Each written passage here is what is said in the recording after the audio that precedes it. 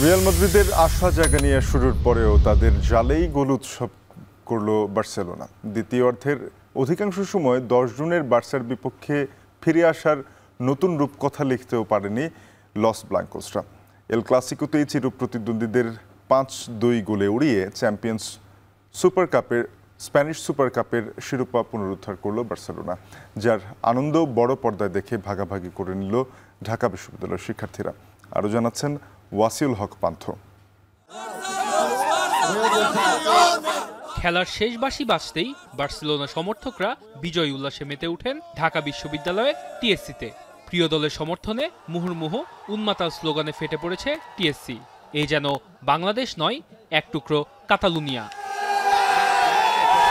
বছরের প্রথম এল ক্লাসিকোতে Spanish super কাপে মুখোমুখি রিয়াল মাদ্রিদ ও বার্সেলোনা। এ উপলক্ষে ঢাকা বিশ্ববিদ্যালয়ের ছাত্র শিক্ষক কেন্দ্রে বড় পর্দায় খেলা দেখার আয়োজন হয়। আর এমন আয়োজনে উচ্ছ্বসিত বিশ্ববিদ্যালয়ের শিক্ষার্থীরা। ক্ষুদ্র পরিসরে আজকের এই আয়োজনটি করেছি এবং আমরা খুবই আনন্দের সাথে বলতে হচ্ছে সবাই খুব সুন্দর সুশৃঙ্খলভাবে আমাদের এই কোপা দেল সুপার কাপের যে আজকের ফাইনাল বার্সেলোনা এবং রিয়াল মাদ্রিদের মধ্যে সবাই উপভোগ করছে। এই ধরনের উত্তেজনামূলক আরও বড় বড় ম্যাচ যেগুলো আছে আমরা আশা করব আরও আনন্দের সাথে আমরা দেখতে পাবো, আরও এই ধরনের আয়োজন করা হোক। আয়োজকদের কাছে বলতে চাই, এরকম খেলা আমরা আরও আশা করি। অনেক সুন্দর আয়োজন হয়েছে, উৎসবমুখর পরিবেশ আমরা খেলা দেখতে পারতেছি। এই এলইডি স্ক্রিনের মাধ্যমে খেলা দেখানো এবং খুব ভালো নেট কানেকশনের মাধ্যমে খুবই ভালোভাবে উপভোগ করছি। মুহুর্মুহু আক্রমণ, তুমুল শারীরিক লড়াইয়ের উত্তেজনায় ঠাসা এক ধ্রুপদী ম্যাচের পঞ্চম মিনিটে লস ব্ল্যাঙ্কোসদের এগিয়ে নেন কিলিয়ান এমবাপ্পে। এরপর শুরু হয় বার্সা শো। প্রথমার্ধেই 4 গোল দিয়ে রিয়ালকে ম্যাচ থেকে ছিটকে ফেলে তারা। শুরুটা করেন ইয়ামাল, আর 36 থেকে 45 9 মিনিটের ঝড়ে লন্ডভন্ড মাদ্রিদের সকল দম্ভ। প্রথমার্ধেই 4-1 গোলে পিছিয়ে পড়া মাদ্রিদ আর লিখতে পারেনি তাদের ঐতিহাসিক কামব্যাকের গল্প। উল্টো 48 মিনিটেই তাদের জালে জড়ায় আরও একটি গোল।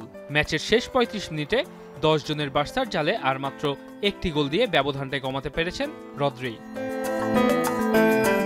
নিজেদের ইতিহাসে প্রথমবার সব প্রতিযোগিতা মিলিয়ে টানা 2 এল ক্লাসিকোতে অন্তত 4 গোল করল বার্সেলোনা। এমন ফলাফলে যেমন উল্লাসিত বার্সা সমর্থকরা, বিপরীত চিত্র রিয়ালের। একটা দুটা গোল দিয়ে না, 5টা 4টা 6টা 7টা এভাবে আস্তে আস্তে বাড়বে। প্রথম গোল হওয়ার পর আমার চোখ এভাবে ফাড়ে দেখাইতেছে যে স্কোরবোর্ডটা দেখ। এক কথায় বলতে গেলে আমি নিজেও হতাশ। আমারও খুব বড় একটা আশা ছিল যে রিয়াল মাদ্রিদ আজকে অনেক বড় একটা কামব্যাক করবে এবং আজকের শিরোপাটা আমরা জিতবো, কিন্তু আসলে এটা টোটাল আউট অফ এক্সপেকটেশন হয়ে গেছে। রিয়াল মাদ্রিদ কামব্যাক বলে একটা কথা আছে, বাট আমরা বলতেছি রিয়াল মাদ্রিদ নেভার কামব্যাক। এ নিয়ে স্প্যানিশ সুপার কাপের 15তম শিরোপা জিতল কাতালানরা। অন্যদিকে সুযোগ পেয়েও শিরোপা সংখ্যায় বার্সাকে ছোঁয়া হলো না রিয়ালের। ওয়াসিউল হক পান্থ, এখন, ঢাকা।